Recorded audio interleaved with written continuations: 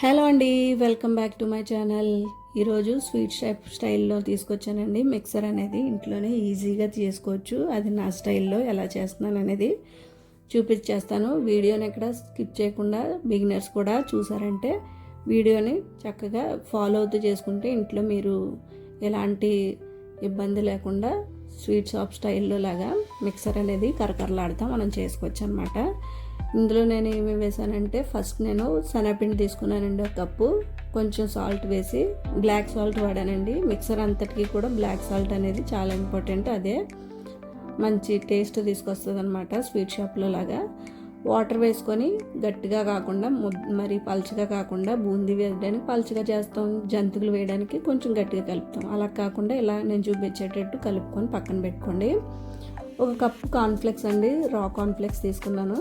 తర్వాత ఒక అరకప్పు పల్లీలు, ఒక 10-20 దాకా జీడిపప్పులు, కొంచెం బ్లాక్ సాల్ట్, కరివేపాకు, ఇంతేనండి.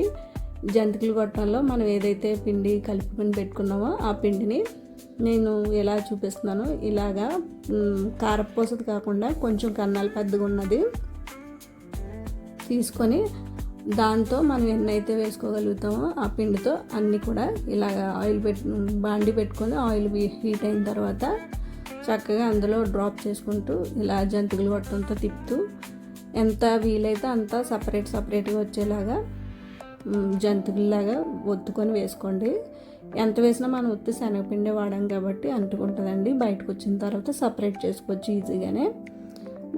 ఆయిల్ హీట్ అయిందండి. మనం ఎన్నైతే చేసుకోగలుగుతామో అన్ని రకాలుగా మనం ఈ జంతికలు కొట్టడంతో జంతికలు వేరువేరుగా సపరేట్గా వచ్చేలాగా వేసుకొని పక్కన పెట్టుకున్నాం అండి. నేనైతే వేసాను.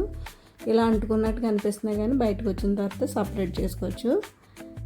నాకైతే నేను ఎక్కువ పిండి కలపలేదు కాబట్టి 2 బ్యాచ్లు అయిందండి, పక్కన పెట్టాను. టిష్యూ పేపర్ మీద వేసుకోండి. ఆయిల్ ఏమన్నా ఎక్సెస్గా ఉంటే కనుక పీల్చేస్తుంది అనమాట. నిజానికైతే ఏమి ఎక్కువ ఆయిల్ పీల్చదు, కరివేపాకు తప్ప. కరివేపాకుని మాత్రం 2-3 సార్లు టిష్యూలో వేరువేరుగా వేసి తుడుచుకోవడానికి ప్రయత్నం చేయండి. తర్వాత నేను కార్న్ఫ్లెక్స్ అనేది వేయించుకున్నానండి, వేయించి పక్కన పెట్టుకున్నాను. తర్వాత పల్లీలు, జీడిపప్పు, కరివేపాకు వేయించేటప్పుడు మాత్రం ఆయిల్ హీట్ మీద ఉంటుంది కాబట్టి మీరు జాగ్రత్తగా చూసుకొని వేయించండి, లేదంటే మాడిపోతాయి అన్నమాట.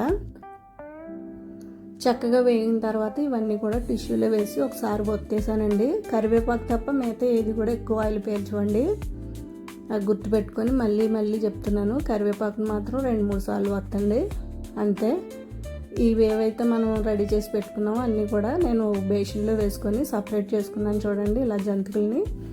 అవన్నీ కూడా ఒకసారి కలుపుకొని పైకి కిందకి. తర్వాత ఇందులో మనం ఒక 1/2 స్పూన్ అనేది కారం, 1/2 స్పూను బ్లాక్ సాల్ట్ అండి, ఒక 1/2 స్పూను చాట్ మసాలా వేసుకొని చక్కగా కలుపుకోండి. పైకి కిందకి కలుపుకుంటే మిక్సర్ అనేది రెడీ అయిపోద్ది. చూడండి, చక్కగా టెంప్టింగ్గా ఈజీగా రెడీ అయిపోయింది కదా. ఫిఫా కూడా జరుగుతుంది, అస్తమాను ఇంట్లో ఏదో తినాలనిపిస్తే కూడా చక్కగా ఈజీగా అయిపోద్ది అనమాట, ఎలాంటి ఇబ్బంది లేకుండా. మరి ఇలాంటి వీడియోస్ కోసం మన అమ్మ సింపుల్ కుకింగ్ అండ్ బ్లాగ్స్ ఛానల్ని మాత్రం తప్పకుండా లైక్, షేర్, సబ్స్క్రైబ్ చేయండి. మీకు ఎలా కుదిరింది అనేది కామెంట్ చేయండి. నేను ప్రతి వీడియోలో అడుగుతూనే ఉన్నాను, మీరు కామెంట్లు చేయట్లేదు, షేర్ చేయట్లేదు.